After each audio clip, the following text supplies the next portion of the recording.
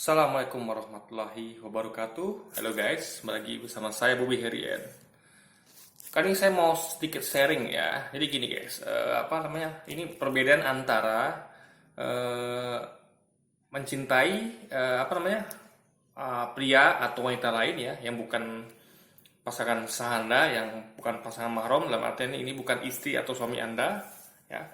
Dengan mencintai istri Anda, tapi ingin istri Anda tuh seperti wanita lain atau pria lain gitu. Ya, jadi ini saya akan terangkan bedanya. Jadi kalau Anda membandingkan, dalam arti gini, misal gini, Anda punya gini lah ya. Anggap saya seorang seorang pria gitu, saya seorang suami.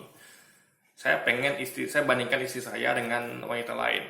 Nah, dalam hal ini konteksnya adalah saya ingin istri saya itu lebih baik lagi gitu kan, agar lebih baik lagi dan dia bisa mengambil kebaikan dari wanita tersebut gitu ya kan. Misalnya wanita tersebut tuh langsing, misalnya lebih cantik gitu kan. Nah itu kan perbandingan untuk menuju ke arah lebih baik gitu. Jadi saya tetap menginginkan istri saya gitu kan. Nah, saya tidak menginginkan wanita itu, saya ingin istri saya itu maju dan berusaha agar dia meniru kebaikan yang ada pada wanita tersebut. Nah ini beda dengan misalnya saya menyukai wanita lain dan saya bandingkan itu, tapi saya mencintai wanita lain tersebut gitu guys. Saya maunya dia gitu, bukan istri saya. Ini beda kasus ya. Ini beda kasus. Jadi kalau sudah pada tahap itu namanya haram. Itu menyukai atau mencintai wanita lain yang bukan istri Anda gitu kan, dan Anda ingin bersama dengan dia gitu. Anda mengagumi kegantengannya, misalnya hidungnya mancung segala macam, itu manis, dan Anda ingin sama dia gitu. Anda menghayal dan hati Anda tuh tetap dengan dia gitu. Anda membayangkan seandainya ada dengan dia gitu. Nah, itu haram guys ya. Itu haram dalam agama ya, kita haram itu. Tapi kalau Anda misalnya melihat itu sebagai perbandingan, misalnya kan Anda lihat ada seorang pria gitu, wow dia ini ganteng dan ini dan Anda bandingkan dengan suami Anda dalam konteks ini ingin memperbaiki suami Anda gitu. Dalam artian Anda ingin suami Anda tuh berubah lebih baik lagi gitu. Kan? Tujuannya apa? Demi keharmonisan rumah tangga. Karena tentu dong, karena namanya rumah tangga itu kan pengen harmonis. Nah itu tentu harus ada take and give gitu. Jadi Anda tentu pengen yang terbaik dari pasangan Anda. Anda pengen pasangan Anda tuh ya maksimal lah usahanya merawat diri gitu kan. Ya intinya adalah bagaimana dia tuh tidak lalai dengan perawatan pada dirinya sendiri gitu. Karena kan rumah tangga tuh kan butuh keharmonisan, butuh kita tahu ada adegium ya, rumput tangga lebih hijau. Maka solusinya bukan kita tuh dengan pindah ke rumput tetangga tadi, tidak, tapi kita berusaha untuk menghijaukan rumput kita. Itu benar guys.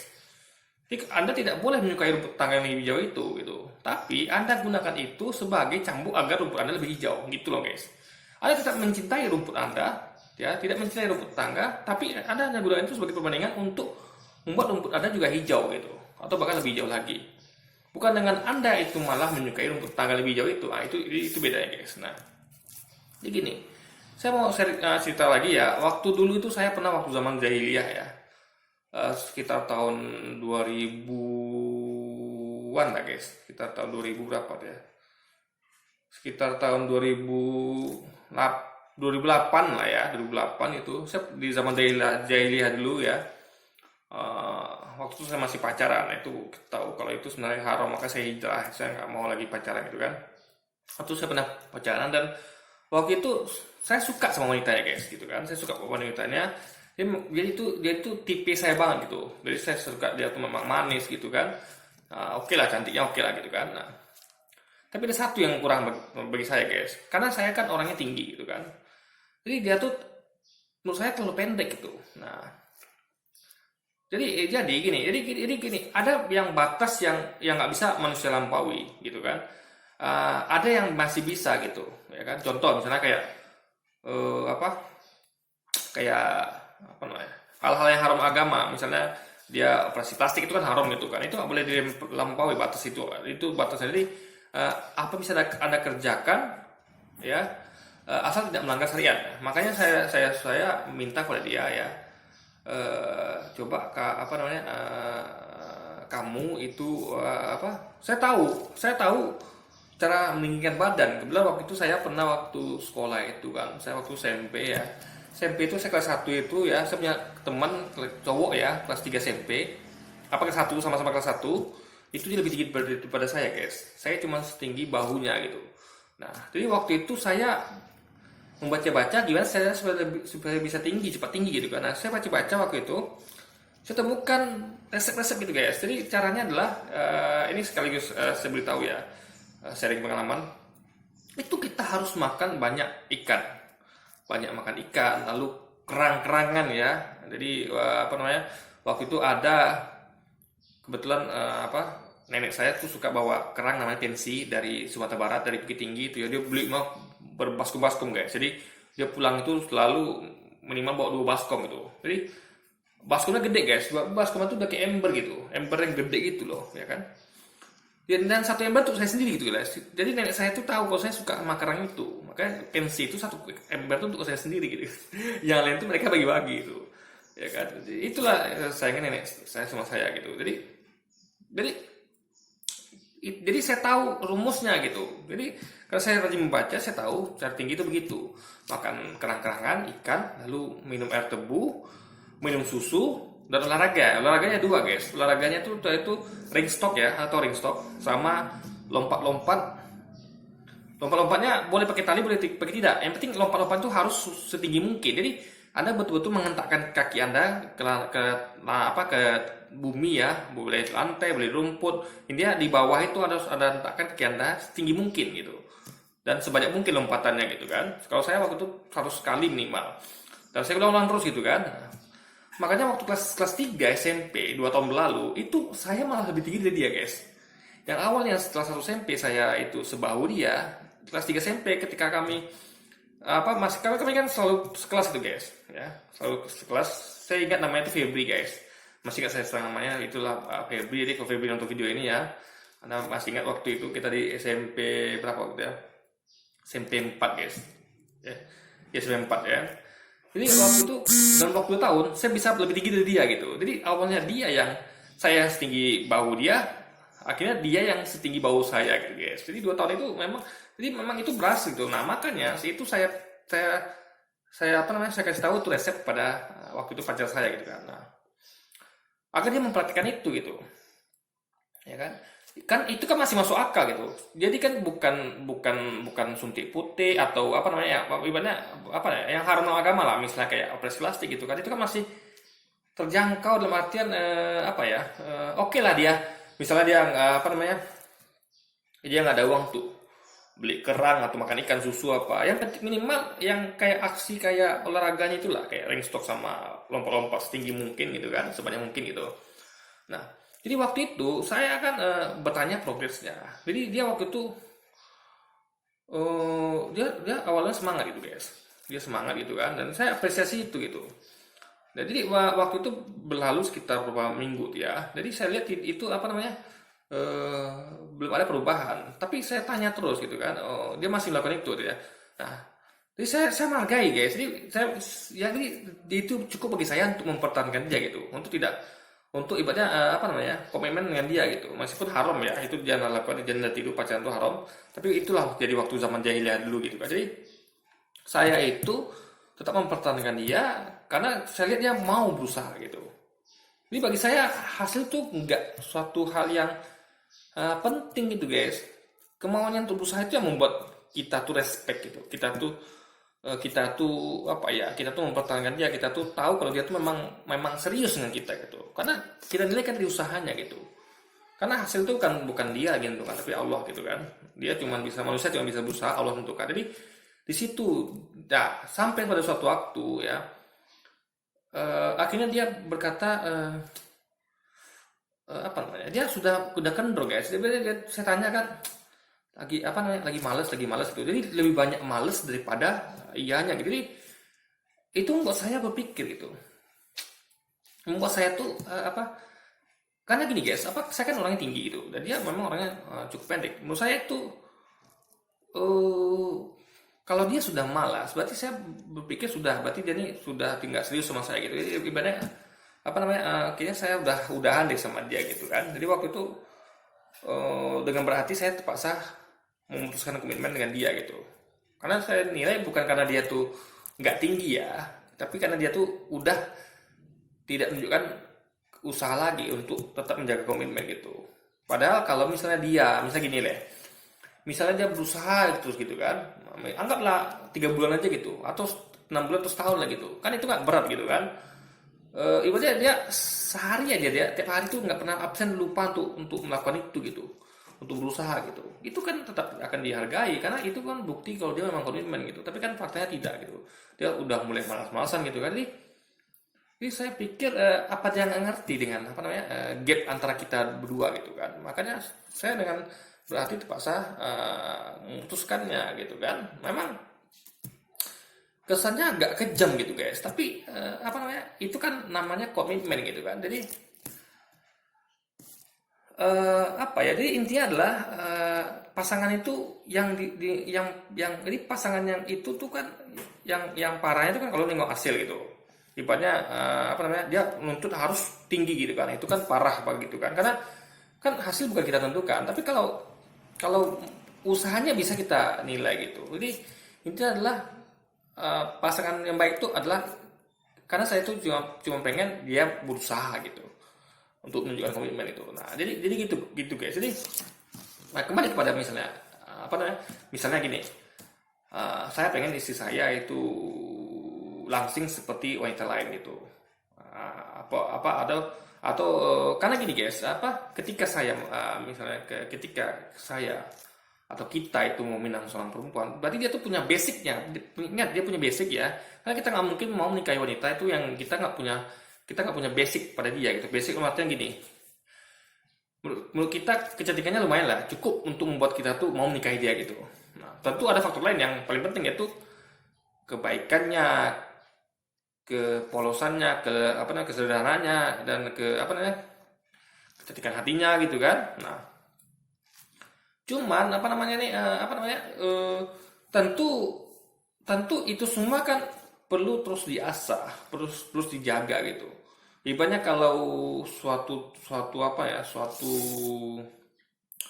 suatu barang ya ibaratnya atau suatu makhluk itu kalau tidak terawat dia akan menjadi hilang ketikanya kan akan pudar. Jadi sama kayak berlian itu ya harus terus diasah supaya tetap mengkilau gitu kan. Jadi ini adalah sama kayak manusia kayak gitu.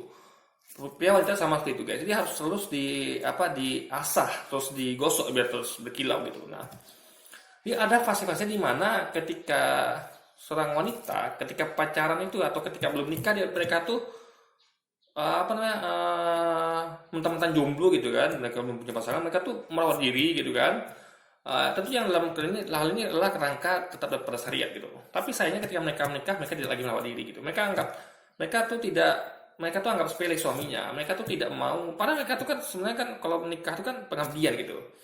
Berbuat yang terbaik untuk pasangan gitu kan. Jadi kalau Anda jomblo, Anda mau berbuat yang terbaik untuk demi mendapatkan pacar gitu atau calon suami, tapi ketika menikah Anda lupa kan hal itu. Jadi seakan-akan Anda tuh ini suami itu sudah tidak dihargai lagi gitu. Jadi seperti mana ya sudahlah kan menikah gitu. Terima dengan dalil terimalah padanya. Ini kan nggak baik guys. Jadi wanita ini selalu berlindung di balik dalil terimalah aku padanya. Nah, jadi ini salah kaprah. Jadi masuknya terimalah padanya itu adalah misalnya ada cacat, misalnya ada suatu hal yang bisa Anda ubah nih. Misalnya ya kayak tadi lah Anda misalnya cacat atau Anda tuh misalnya apa ya atau pendek tadi misalnya. Jadi atau misalnya ada berkulit hitam gitu. Nah, jadi ya, apa atau misalnya kulit Anda tuh apa harus operasi plastik baru bisa berubah. Nah, itu baru Anda bisa memakai alasan terima padanya. Tapi kalau misalnya Anda gemuk gitu kan, suami Anda pengen Anda kurus gitu, tapi Anda gemuk tapi Allah berlindung belasan terimalah padanya, itu kan salah kaprah guys. Jadi wanita itu entah kenapa selalu berlindung belasan terima aku padanya gitu. Jadi ibaratnya gini loh, apa sama kayak yang saya terangkan lah ya, misalnya dia bisa masak ayam sebenarnya, dia bisa masak rendang gitu, tapi dia nggak mau gitu guys. dia beralasan ya udah terima aja, nih ada ikan asin nih, ya udah makan ikan asin gitu. Itu kan nggak elok gitu, ya kan? Kecuali memang dia nggak mampu misalnya masak ayam, masak rendang gitu, atau dia nggak mampu seperti wanita lain yang lemah hati ini, dia untuk untuk seperti itu dia harus berprestasi, oke kita terima alasannya gitu kan. Tapi kalau dia udah nggak mau berusaha, udah nggak mau niat, itu yang yang perlu kita kritik dan perlu kita sampaikan demi keharmonisan rumah tangga gitu. Karena memang rumah tangga itu kan harus dijaga, harus dirawat itu. Cinta harus dipupuk gitu. Cinta pertemanan harus dipupuk dengan cara apa? Ya masing-masing harus buat terbaik untuk pasangannya gitu, ya kan? Jaga, rawat diri gitu kan, rawat hati, rawat semuanya gitu, rawat ekonomi gitu kan.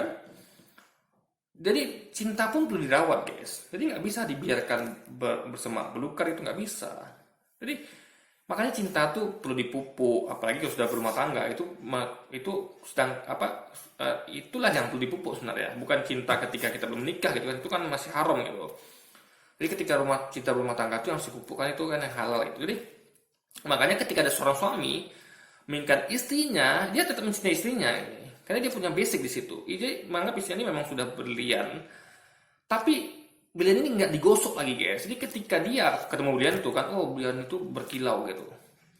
Dan ketika belum nikah kan, dia ketemu berlian ini, oh berkilau gitu. Lalu dia mengambil berlian itu, dan berarti menikahinya. Tapi ketika setelah nikah, berlian itu tidak berkilau lagi gitu. Sementara di luar sana dia melihat ada berlian berkilau. Nah, jadi dia pengen berlian yang di rumah ini tidak berkilau, pengen berkilau juga seperti berlian luar gitu. Dia tetap menyukai berlian ini gitu. Jadi yang berlian di luar itu berkilau itu hanya sebagai pembanding gitu. Dia tidak menginginkan berlian itu gitu, ya kan?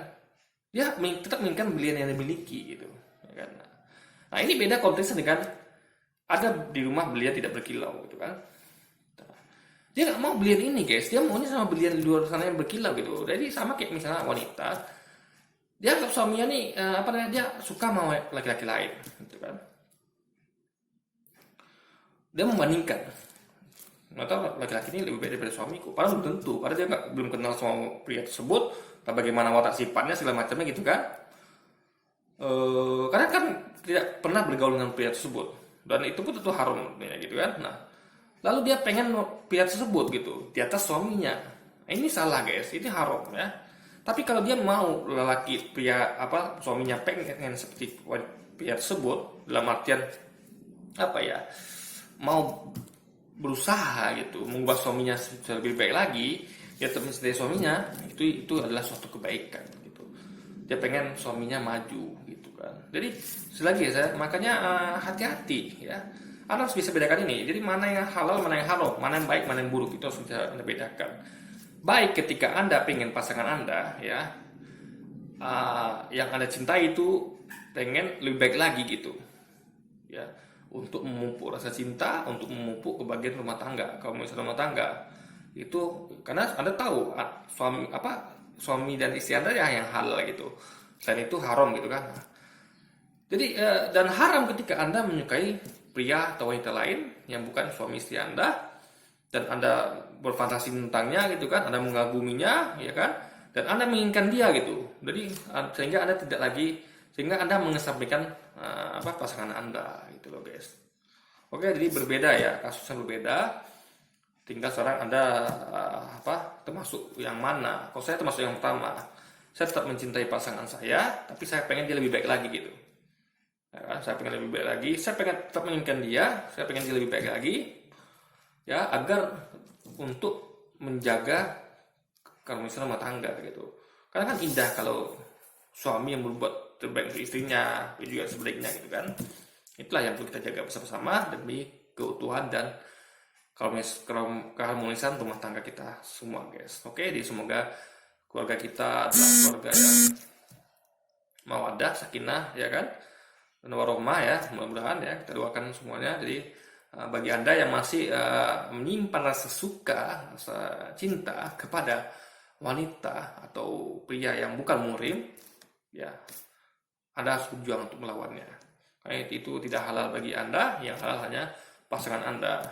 Tapi beda konteks kalau Anda ingin pasangan Anda lebih baik lagi ke depannya demi keutuhan rumah tangga. Itu beda kasus guys ya. Semoga Allah jaga keluarga kita dan Allah jaga hati kita ya. Dan sampai jumpa lagi di video-video selanjutnya. Wassalamualaikum warahmatullahi wabarakatuh.